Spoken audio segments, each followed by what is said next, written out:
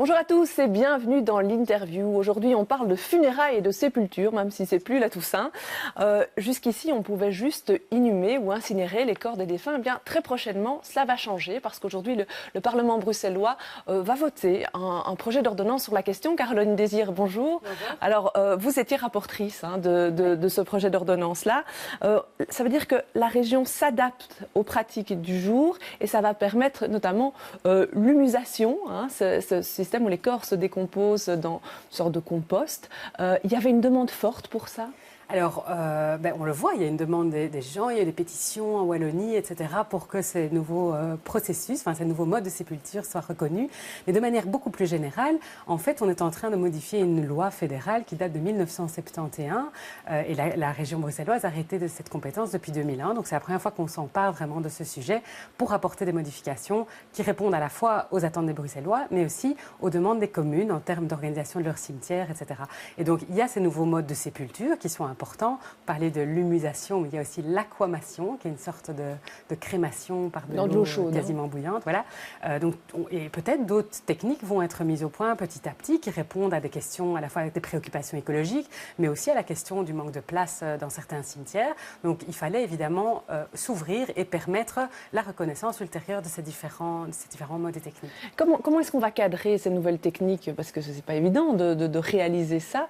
Qui est-ce qui va contrôler ? Qui est-ce qui va être en charge ? Évidemment, tout ça doit faire l'objet d'expertise. Donc ici, le cadre légal permet la reconnaissance de nouveaux modes de sépulture et nous permet évidemment d'être adaptable à l'évolution technologique. Mais évidemment, ça n'est pas la région qui va déterminer ce qui est bon ou ce qui n'est pas bon. Ce sont des experts et ça doit évidemment respecter des normes sanitaires à déterminer. Mais ce qui était important, c'était de pouvoir aujourd'hui s'adapter puisque la crémation et l'inhumation ne sont plus les seuls modes qui sont demandés par Donc on donne un feu vert, mais il y a encore tout un travail préparatoire qui doit être fait. Le ministre-président Vervoorde s'engageait à réaliser une étude de santé publique et sur les conséquences environnementales. Absolument. Ça va en dire un peu plus ? Mais donc effectivement, on a demandé pourquoi est-ce qu'on ne reconnaît pas telle quelle l'humusation dans l'ordonnance.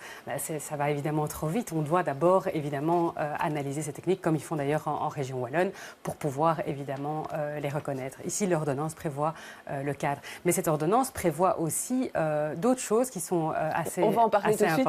Voilà. Mais encore un élément, la question du linceul. Les gens qui veulent se faire enterrer simplement dans un drap, dans un linceul, sans passer par le cercueil. Ça fait longtemps qu'on en parle et puis les arrêtés d'exécution n'avaient jamais été pris. Alors ça arrive ou pas ? Oui, alors effectivement, tout est lié en fait, puisqu'on attendait de refondre la législation pour pouvoir prendre cet arrêté d'exécution qui a été déjà approuvé en première lecture au gouvernement. Donc dès qu'on aura voté cet après-midi, il pourra faire l'objet d'une deuxième lecture et être pris définitivement. Donc effectivement, l'ensevelissement dans un linceul pourra être possible aussi. Alors, 2029, c'est la date butoir qui est donnée à toutes les communes pour créer des parcelles multiconfessionnelles. Elles sont obligées de le faire toutes. Alors oui, ça c'est une autre nouveauté apportée par cette ordonnance qui est à mon avis très intéressante. C'est que les communes ont 10 ans pour organiser dans leur cimetière des parcelles multiconfessionnelles. Ça permet quoi ? Ça permet aux Bruxellois de pouvoir enterrer leurs défunts selon les rites funéraires liés à leurs convictions religieuses, pour évidemment les religions reconnues par l'État belge. Et celles qui existent déjà, est-ce qu'elles fonctionnent bien ? Est-ce qu'on a une demande suffisante ? Effectivement, parce que certains continuent à rapatrier leur corps au pays. Oui, on a une demande forte, évidemment, dans le cimetière multiconfessionnel à Schaerbeek-Evere, par exemple.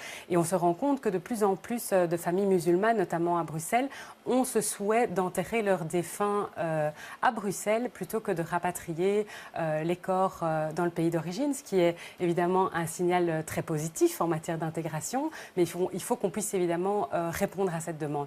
Ce qui vaut évidemment pour les personnes de confession musulmane, vaut pour toutes les autres religions. On doit pouvoir effectivement offrir cette possibilité aux Bruxellois. Alors quand on voit la diversité de réglementations, puisque maintenant c'est régional, est-ce qu'on pourrait avoir des Wallons, par exemple, qui viennent un peu, essayent de s'approprier les cimetières bruxellois, de squatter les emplacements ? C'est évidemment une des craintes. J'avais posé la question au ministre-président en commission, mais il faut évidemment, cette commune de déterminer évidemment les règles. Il faut sans doute qu'il y ait quand même un lien avec le cimetière concerné, que la personne ait vécu à Bruxelles dans la commune ou quelque chose. On ne va pas commencer effectivement à enterrer tous les Wallons qui en font la demande. On va avoir sinon un problème. Donc là, les communes devront réguler. Alors ces communes, elles pourront aussi identifier des endroits qui ne sont pas les cimetières pour disperser les cendres des défunts. On pense à quel type d'endroit ? Mais par exemple, des terrains publics, un terrain qui appartiendrait à une commune, elle pourrait décider que là, on peut disperser des cendres. Là aussi, parfois, on manque de place et donc on doit organiser aussi ça pour l'avenir. Donc il reste des terrains, peu, mais il en reste dans les communes bruxelloises et donc c'est une possibilité supplémentaire qu'offre l'ordonnance. Et alors encore un dernier élément, c'est ces lieux publics adaptés à des cérémonies qui sont neutres, funéraires neutres, donc qui ne sont pas liés à une religion là. Les communes peuvent le faire, mais elles ne doivent pas. Est-ce qu'on n'a pas manqué une opportunité d'aller plus loin? Alors, le ministre-président a répondu à ça en commission en disant que la région a beaucoup mis de moyens pour encourager les communes au travers de subsides, en leur permettant de s'organiser à plusieurs communes pour créer ces salles. Et donc, on mise plutôt sur l'encouragement. Mais c'est vrai que c'est important et ça répond aussi à une demande des Bruxellois. On peut organiser une cérémonie au crématorium, mais on sait que les salles sont très, très demandées. Et il n'y a pas un lieu dans chaque cimetière pour pouvoir faire ça. Par exemple, quand on est athée ou on ne peut pas évidemment bénéficier de l'église ou d'autres choses. Et donc, ces salles, je pense, répondent vraiment à une demande des Bruxellois. Et donc, maintenant, on a des nouvelles majorités dans toutes les communes. Je pense que c'est une question qu'on doit mettre à l'ordre du jour. Sensibiliser à ça. Ouais. Alors, une dernière chose, c'est que ces cimetières, il y en a 5 à Bruxelles qui sont à cheval sur la frontière linguistique. Ça veut dire qu'il faudra des accords de coopération avec la Flandre. C'est quelque chose qui va être facile, ça, ou ça reste compliqué toujours? Forcément, ce n'est pas l'organisation idéale et on ne peut pas, au travers d'une ordonnance bruxelloise, agir sur des cimetières qui sont en tout. Donc là, il va falloir se mettre d'accord. On devra se mettre d'accord. Ouais. Alors, on passe à un autre chapitre. Hier, il y avait une manifestation des agents communaux dans les rues de Bruxelles. Le ministre-président Vervoort les a rencontrés, puisqu'il a la tutelle sur les communes. Il dit qu'ils partagent leurs préoccupations, mais il renvoie quand même un peu la balle aux communes là-dedans. C'est à elles de gérer ce problème? Mais c'est un peu les deux en réalité. Je les ai également rencontrés avec Madame Onkelings hier, les syndicats. Donc, les pouvoirs locaux, la particularité, c'est qu'évidemment, c'est une compétence des communes, hein, puisqu'on parle des salaires des agents, de la statutarisation, etc. Mais la région joue quand même un rôle coupole au travers du comité C, qui est un comité donc, où les syndicats et l'autorité régionale négocient ensemble des accords qui s'appliquent alors aux 19 communes. Donc, je dirais que la responsabilité est un petit peu partagée, région et commune, mais que chacun va devoir effectivement mouiller son maillot pour répondre à ces cahiers de revendications. Et les syndicats disent notamment la région doit mettre la main au portefeuille pour ça. Oui, et ce que la région d'ailleurs fait quand même depuis des années, hein, en refinançant les pouvoirs locaux, en finançant des primes à la statutarisation, etc. Donc je pense que le ministre-président, quand il dit qu'il est pour une fonction publique forte avec le statut qui reste la règle, il est tout à fait... il applique cela depuis des années, donc il est tout à fait cohérent. Mais effectivement, les communes doivent emboîter le pas et ce sera maintenant de nouveau l'occasion, puisque de nouvelles majorités se mettent en place, pour mettre la question du personnel au premier plan. Il y a déjà du boulot alors pour les nouvelles majorités. Diversité des statuts, ça veut dire aussi que ça vient de la diversité d'organismes à Bruxelles. Si on regarde au niveau régional, il y a toute une série de structures. Le gouvernement avait dit qu'il simplifierait. Et puis il y a une étude qui vient de sortir du Centre d'études et de recherche en administration publique de l'ULB qui dit qu'on a finalement complexifié, multiplié les institutions avec notamment 6 nouvelles entités. Qu'est-ce que vous répondez ? Alors j'ai lu l'article de presse et j'ai lu en diagonale l'étude et l'étude ne dit pas tout à fait ça. Elle ne dit pas simplement on a rendu les choses plus complexes au lieu de simplifier. Elle salue une série de choses, voilà, mais elle en pointe quand même d'autres. Ouais. Elle dit on a complexifié les choses. Mais donc en fait elle pointe une série de nouveaux organismes, mais elle ne dit pas non plus l'étude une chose importante, c'est que par exemple si on prend Hub Brussels qui est maintenant la porte d'entrée pour tout ce qui est matière économie et emploi, Hub Brussels c'était avant 3 autres structures qui sont rassemblées en il y a des choses qui sont bien. C'est la même chose. Ça rassemble 3 anciennes structures. Donc, il y a cet effort de rationalisation. Mais c'est vrai, et c'est peut-être ça que cette étude pointe, il y a aussi de nouveaux organismes. Et pourquoi il y a de nouveaux organismes? Par exemple, il y a des matières dont on a hérité tout récemment. Pensons à l'énorme matière des allocations familiales. On a dû créer une administration ad hoc pour s'occuper de ça.